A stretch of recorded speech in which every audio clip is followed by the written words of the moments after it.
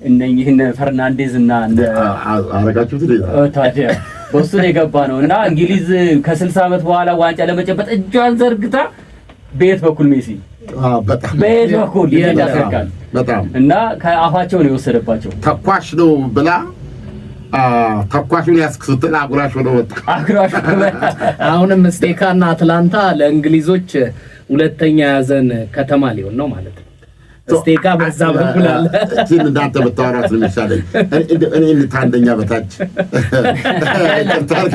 ታሪክ እንደው የፕሮግራም ማሟያ ታልሆነ ድካሙ አይታየኝም ሁለተኛ እና ሶስተኛ ስለአንደኛው ነው እንደባለን ገንዘቡ በጣም 32 ሚሊዮን ዶላር አለ ለማ ይኸው ለአንደኛ ለሚወጣው ወደ 50 ገደማ ይሰጣል ለቡድኑ ነው እሱማ የሚሰጠው 50 ሚሊዮን እንዴት ነው የምናወራው ፊፋ ዘንድሮ ብቻ እኮ ከፍተኛ ገቢ ነው 3 አገሮች ላይ በማዘጋጀት የተረሳ ከ2.8 ቢሊዮን ዶላር በላይ ነው የሚያገኘው እኮ 50 ሚሊዮን ለአንደኛ ለሚወጣው ለአሸነፈውና ዋንጫ ለወሰደው እሱ ይሰጣል እሺ ሁለተኛና ሶስተኛ ለሚወጡት ደግሞ 32 29 እስከ 19 ሚሊዮን ዶላር ድረስ አሁን የገንዘብ ጥያቄ ነው አይ ክብሩም አለ ስለዚህ ሽልማቱም ቀላል ነገር አይደለም ዛሬ ምሽት ደግሞ ፈረንሳይና እንግሊዝ ለደረጃ ይጫወታሉ ይሄም የሚገኘውም ገንዘብ ቀደም ሲል እንደተጠቀሰው ቀላል የምትለው ነገር አይደለም ባለፈው የዓለም ዋንጫ ላይ እንደዚሁ እንግሊዝና ፈረንሳይ ተገናኝተው ነበር እና ፈረንሳይ ነች ያሸነፈችው በዚህ በዓለም ዋንጫ ታሪክ ግን እንግሊዝና አርጀንቲና ለ6 ጊዜ ተገናኝተዋል ሶስቱን እንግሊዝ ነች ያሸነፈችው ሶስቱን ፈረንሳይ ማነች አርጀንቲና ነች ያሸነፈችውና ግን ይሄን የመሰለ ሽንፈት ግን ለእንግሊዝ በጣም መራሩ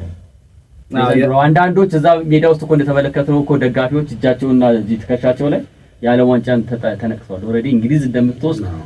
አትላንታ ላይ ያለቀው ይዘውት ነበር አንድ ሮብ ነው ያለቀው እና ያ በጣም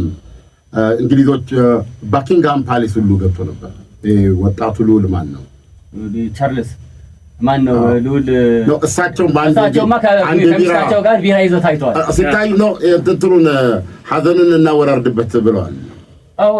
ከሽንፈቱ በኋላ ነው ቢራ እንጠጣ ብለው ሰዎች ተስቆ ነበርና በእውነት እንግሊዝ ደግሞ እንዳሆኑ ፋይተር ሆና አላየናት ቲም ነበራት እኔ ድናለች ባይ ነኝ እዛ ስቴክ ስታዲየም ላይ ማነው ሜክሲኮን ከከሸተረች በኋላ ደምደም ነው የሸተተኝ በቃ እና አርጀንቲናን አትለቃትም የሚል ነው እና ያ ልጅ ቤሊንግሃም ትልቅ ተስፋ የጣለበት ነው የዛን ቀን ምንድን ነው አሰሩት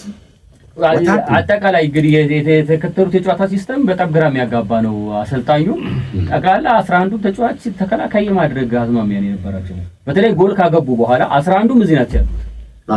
እና እነ ሜሲ ደግሞ 11 እዚህ ናቸው ያሉት ኦልሞስት እና 3 ኳስ እኮ አንግል መልሷል አንግል ቤዚካሊ እንደገባ ከቆጠርከው 5 እንደገባ እነዚህ አንድ ቡድን አክብዶ የሚገባ በግጥ ታሪካዊ ክብደ ጫናው ነበርባቸው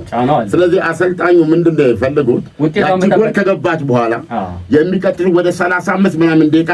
ተከላክለን ድሏን ይዘን እንውጣ ነው ያሉት ወይም ዋይኔ ሩኒ በትክክል እንዳለው አንዱን ጎል ካገባን በኋላ ሁለተኛ አስፈልግም ብለን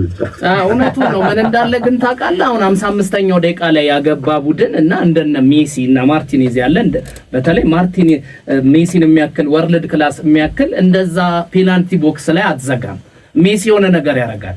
እንዳለ 3-4 ኳስ ነው ማርቲኔዝ ያ በሁለተኛው ኳስ ያገባው ልጅ በረጅም ርቀት ሲመታ አራተኛው ላይ ነው ያገባው እኔ ተምታቱብኛል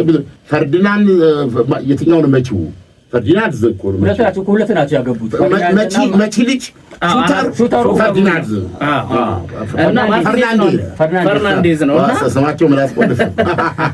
እንደነሱ አይነት ጫውታ ላይ እንደዚህ አታረግም በጣም አጥቂ ነው እነሱም የሚመሳሰሉ ሜሲን ያዘ ቡድን ላይ እንደዛ አትዘጋም የሆነ ነገር 16 ካንታ ላይ ማድረጉ አይቀርም ቅጣት ይኖራል እና ይገባል ይሄም ይቀራል በነገራችን ላይ አርጀንቲናን ለመመለስ አሁንም ሐሳብ የላትም ባለው እንግሊዝ በየትኛው መድረክ እንግሊዝና አርጀንቲና በተገናኙ ቁጥር ይህ ጦረኛነት የሚቀጥል ነው እና እነሱ እኮ መፈከራው ተዋል የፎክላንዶች የአርጀንቲኖች ነው እና እንግሊዝ ቁጭ እንዳለች ነው እዛ ደሴት ላይ እና አይ ቲንክ ዘመኑ እየተቀየረ ነው። ይሄም ትውልድ እኮ ያለ እፈልጋለሁ ወደ ቦታ ይመለስ። አሁን ደግሞ እዛ ሲሄድ እንዲሁ ኤምባሲ ላይ ሊይዙኝ ነው አይደለ? እንደፈለጉ አድርጎ መልቀቅ አለባቸው ብሎ ነው የሰው ሀገር ሰው ይሄዷል ተለውጧል። እና መቅረት አለባ አለበለዚያ እንዲሁ እንደተደበደባችሁ በእግር ኳስ ይቀጥላል።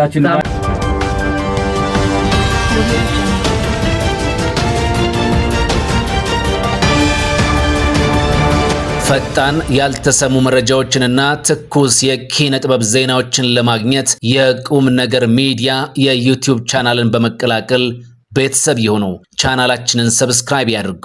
በቲክቶክም አለን። ቁም ነገር ሚዲያ ኦፊሻል ብለው ይከተሉን። እናመሰግናለን። ቁም ነገር ሚዲያ፣ ለቁም ነገር እንሰራለን።